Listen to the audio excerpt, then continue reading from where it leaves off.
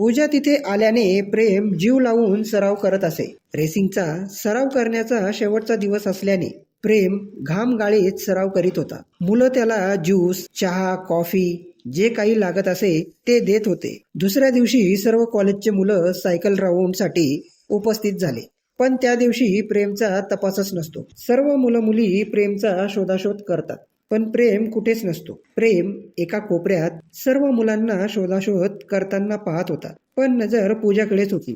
त्याच्या मनात एक विश्वास होता की पूजा नक्की माझ्यासाठी विचार करेल, आणि झाले पण तसेच. जेव्हा पूजाला कळाले की प्रेम अजून आला नाही, तिच्या चेहऱ्यावर उदासी येऊन लागली. प्रेम ज्या जागी बसला होता त्या जागी त्याला कोणीच पाहिले नाही. ती म्हणजे मान्यवरांचे स्टेज. मान्यवरांसाठी जो स्टेज बनवला होता त्याखाली प्रेम जाऊन बसला होता. प्रेमच्या नजरेत पूजाचा उदास चेहरा येताच प्रेम हसून पडला व मनात म्हणाला, हो ना हो, या मुलीच्या मनात माझे मंदिर नक्की आहे. व पटकन स्टेजच्या मागील बाजूने निघून समोर आला. आल्या आल्या सर्व मुलामुलींना आधाराचा श्वास आला. तेव्हा एकाने रागात विचारले, काय रे, आम्ही केव्हाचो तुला वेड्यासारखा शोधतोय, कुठे गेला होता तू? यावर प्रेम म्हणतो, सॉरी यार, थोडं महत्वाचं काम होतं म्हणून जावं लागलं. अरे पण हे काय महत्वाचं नव्हतं का?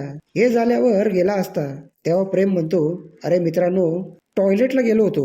यावर सर्व मित्र जोरजोरात हसू लागले. पूजा मात्र मनातच हसण्याचे फवारे सोडू लागली. तेव्हा एकाने सांगितले, अरे बरोबर आहे, सायकलची रेसिंग जितकी महत्वाची नाही तितकी 2 नंबरची गाडी महत्वाची होती. यावर सर्व अजून जोरजोरात हसू लागले. तेव्हा पूजा रागात म्हणते, बस झालं, आता केव्हापासून चिडवता आहे त्याला?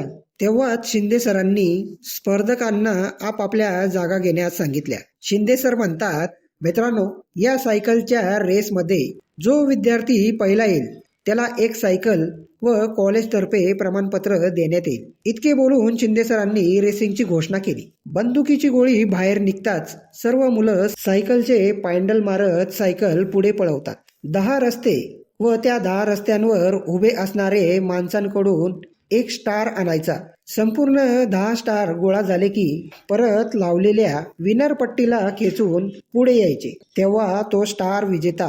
प्रत्येक रस्त्याला CCTV कॅमेरे लावले होते, त्यामुळे कोणी काय केले व कोणी किती पुढे आहे हे सर्व मोठ्या पडद्यावर सर्व कॉलेज कॅम्पसला दिसत होते. प्रेम कधी मागे तर कधी पुढे होत होता, पण सर्व प्रेमच ओरडत होते. शेवटच्या टप्प्यात प्रेम खूपच थकला व नंबर 3 वर येऊन लागला. पूजाला हे पाहावले नाही. तेव्हा पूजाने पण जोर लावून आवाज दिला, come on Prem, keep it up, come on. व गळ्यातील स्कार्फ काढून जोरजोरात हलवू लागली.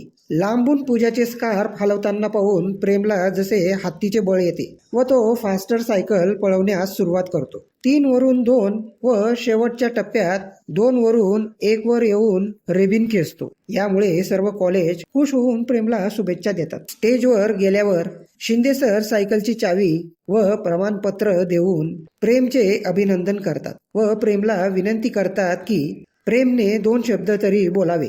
यावर प्रेम म्हणतो, आजपर्यंत इतक्या लोकांसमोर बोलणे तर कधी जमलेच नाही, पण आज बोलावे वाटते. माणूस जिंकण्यासाठी खूप प्रयत्न करतो, पण त्याला जर कोणाचा साथ म्हणजेच दिलासा मिळाला नाही तर तो कधीच जिंकू शकत नाही. पहिले तर माझा उत्साह माझ्या मित्रांनी वाढवला, पण मागून त्यांनाच कोरड पडली. शेवटच्या क्षणात मला जिंकण्याची काहीच शाश्वती नव्हती, पण आमच्या ग्रुपच्या मुलीने तिचा स्कार्फ काढून मला प्रोत्साहित केले की तुझा ग्रुप तुला जिंकताना पाहू इच्छित आहे.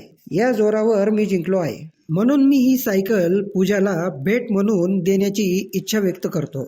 यावर मला सरांची परवानगी हवी. शिंदे सरांनी पण सांगितले, जगात असे कित्येक मुलं आहे जे स्वतः जिंकण्याचे श्रेय दुसऱ्यांना देतात, पण ते खरे पण आहे.